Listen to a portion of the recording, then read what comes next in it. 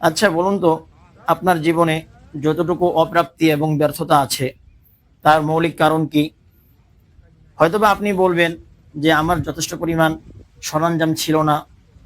ব্যবস্থাপনা ছিল না, এবং সমাজ আমাকে সাপোর্ট করেনি,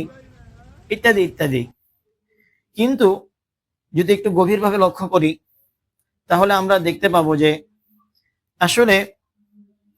আপনার জীবনের বা আমার জীবনের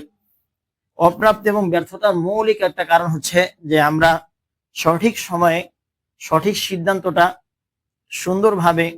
সঠিক নিয়মে নিতে পারিনি। যেটাকে আরো সহজ ভাষায় বললে,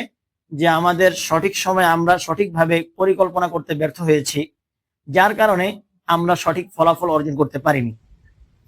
তাই এই বিষয়টাকে আপনি যদি একটু গভীরভাবে লক্ষ্য করতে পারেন এবং এখন থেকে